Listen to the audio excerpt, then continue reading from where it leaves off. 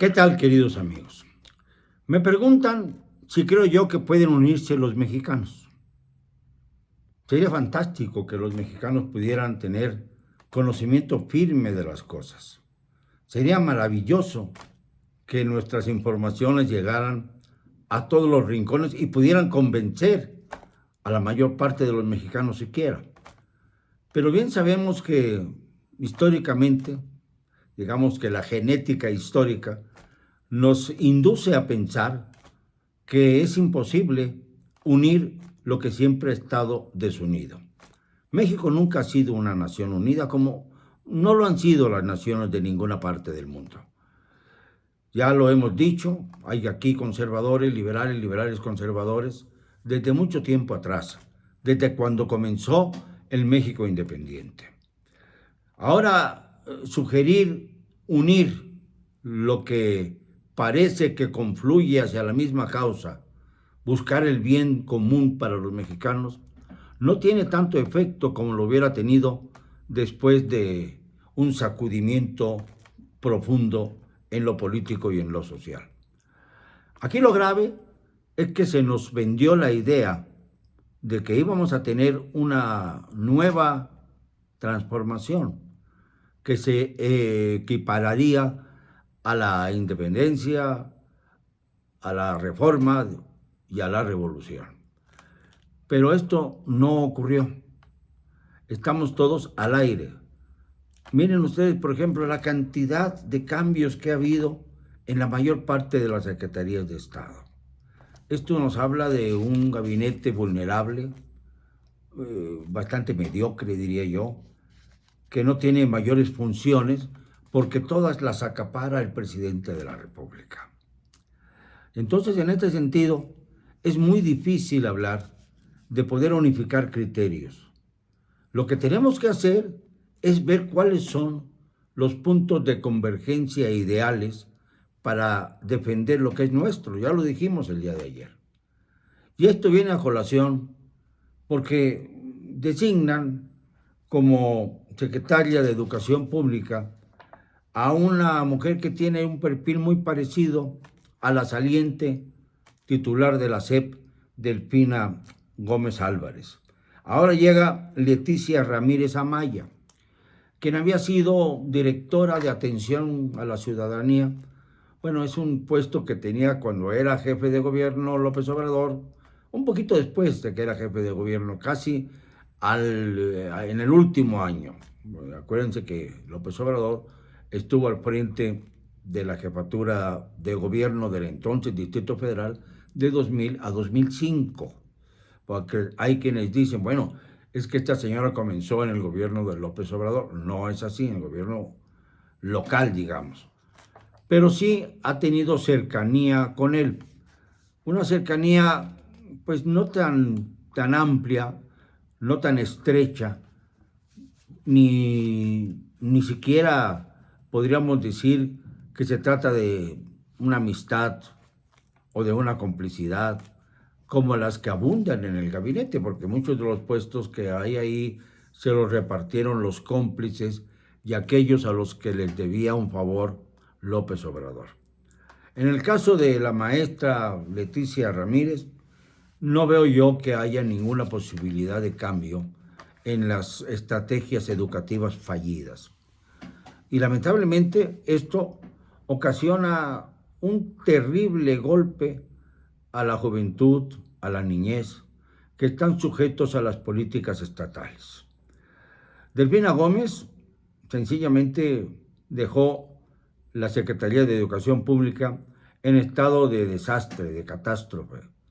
Los maestros desbalagados, los alumnos sin saber con precisión cómo van a ser las nuevas estrategias educativas, cuál va a ser el nuevo modelo, si es que hay nuevo modelo, porque con el asunto de la pandemia, pues muchos niños se acostumbraron a esto de la educación virtual, que no es de ninguna manera equiparable a la presencial, pero quedó arraigado el sentimiento de que es mejor estudiar en casa que ir a las escuelas en donde los niños sufren de muchas situaciones que no debieran tolerarse, el bullying, por ejemplo, que es cada vez más bárbaro porque las forman pandillas y sobre todo siguen rodeando a las instituciones educativas los llamados ninis, que no son más que pandilleros, pero que ahora tienen dinerito que les entrega precisamente la administración pública.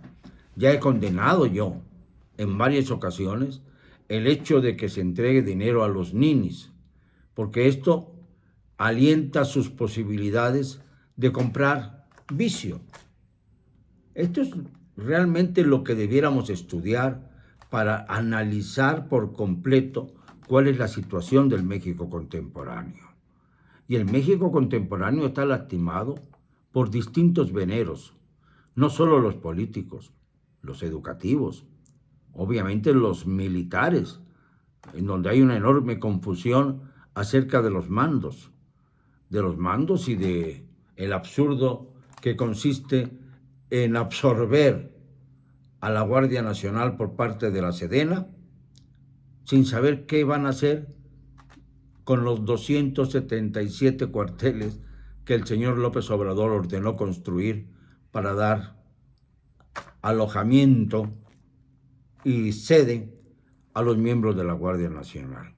Sobre todo porque el elemento fundamental de todas las giras presidenciales que hemos observado y atestiguado era inaugurar tres cosas principalmente. Las famosas, pues digámoslo de alguna manera coloquial, las universidades del bienestar que no están funcionando. Dos, los bancos del bienestar que están vacíos, que no tienen muebles y que obviamente no están sirviendo para nada. Y los pocos que funcionan obligan a los, por ejemplo, a los adultos mayores que ya no pueden moverse, digamos, los viejecitos, pues ya muy mayores, a ir a buscar su cheque sin tener en cuenta que ya no tienen la capacidad de movilización de movilidad, como para poder estar haciendo una cola de varias horas. Ya tenemos que superar esta situación. Y la tercera es precisamente lo que tiene que ver con los cuarteles de la Guardia Nacional.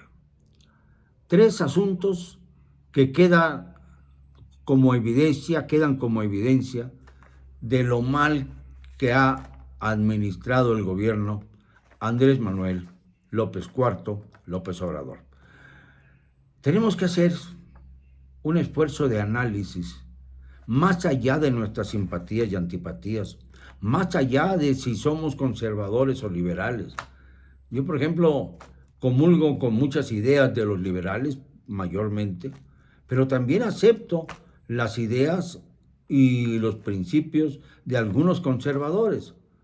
Hay algunos que me sacan de onda, como dicen los chavos, pero hay otros muy conscientes y muy claros que buscan definitivamente el tratar de llegar a la posibilidad de una conciliación nacional. Esto sí puede ser, conciliarnos aunque tengamos nuestras diferencias, aunque no podamos unirnos en matrimonio, pero cuando menos tengamos la posibilidad de ser cordiales unos con otros y de defender, esto es lo más importante, los principios esenciales de la República. La soberanía, por ejemplo, del país, la posibilidad de lograr autosuficiencias en el renglón alimentario, la necesidad de que nuestros recursos naturales sirvan para enriquecer a los mexicanos y no a las empresas estadounidenses que ya quieren apoderarse de todo, o incluso a las canadienses que ya tienen prácticamente derecho de corso en cuanto a las empresas mineras, sobre todo las de Guerrero, allá donde desaparecieron los 43 muchachos de Ayotzinapa, y que no se dice que fueron pues secuestrados para operar en esas minas de oro como esclavos, hasta que algunos fueron asesinados y otros fueron distribuidos por distintas universidades rurales. Eso es lo que no nos quiere contar el gobierno. El gobierno siempre oculta, con esa tontería de que tiene el presidente otros datos, oculta la verdad, oculta la realidad, porque además se empiezan a crear una serie de intereses que convergen precisamente hacia la cúpula del gobierno. Todo esto lo digo porque está avanzando de manera brutal la violencia en el país y está avanzando de manera brutal la ignorancia entre los jóvenes y los niños, la falta de cultura, la ausencia de academia, el terrible bajón que sienten todos en materia educativa. Yo he observado a algunos muchachos a los que difícilmente les puedo sacar algún diálogo, alguna conversación sobre la historia de México y sobre todo sobre la realidad contemporánea. Esto es algo que tiene muchos vericuetos y que debemos observar con cuidado. Está en nuestras manos el futuro del país. Claro que hay futuro en el país. Basta ver a los niños y a los jóvenes, lo he dicho muchas veces, para saber en sus ojos que ellos quieren vivir sin corrupción, sin manipulaciones, sin desviaciones, que quieren ser honrados en su vida, pero también quieren ser productivos y lograr algunas metas que les permitan crecer económica y socialmente. Esto es lo que buscan la mayor parte de los jóvenes. Algunos otros no. Algunos otros se pierden en las propuestas del gobierno como la de la famosa Jesús Rodríguez, que ahora está en Panamá, en el sentido de convertir las áreas que rodean al Senado de la República en lugares propios para fumar marihuana o peores cosas, mientras los policías los observan y el olor de marihuana penetra a quienes pasan por el Paseo de la Reforma frente al Senado de la República.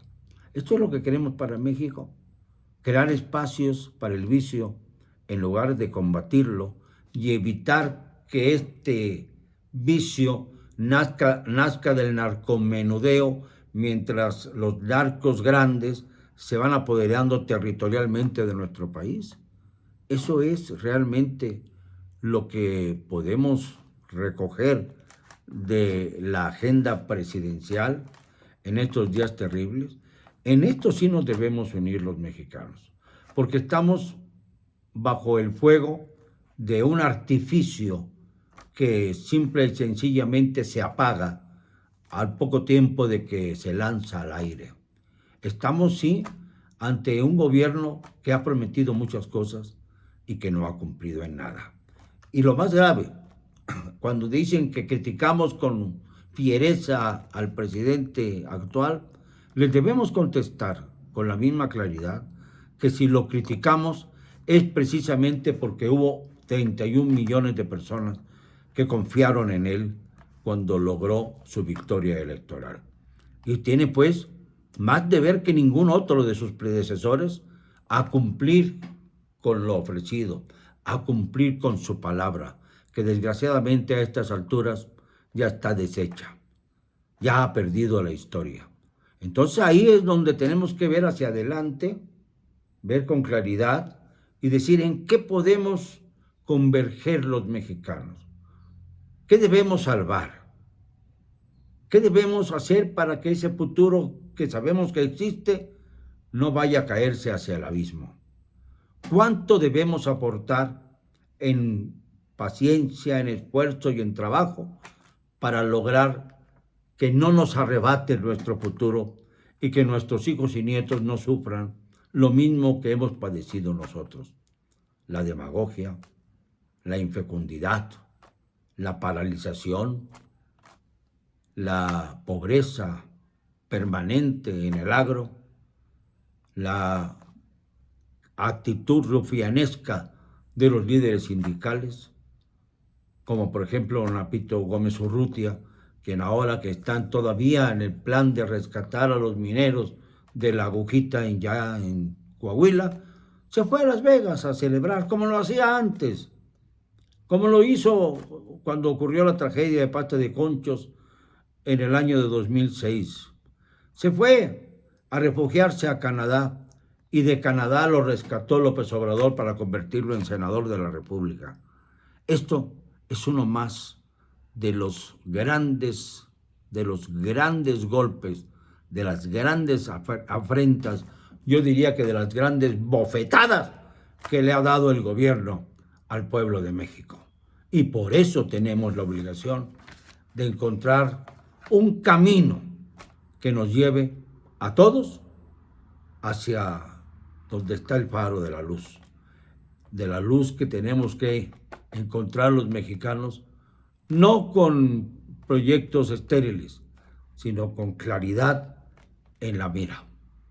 Perdónenme, no me van a callar, y lo digo hoy siempre, con cero cobardía.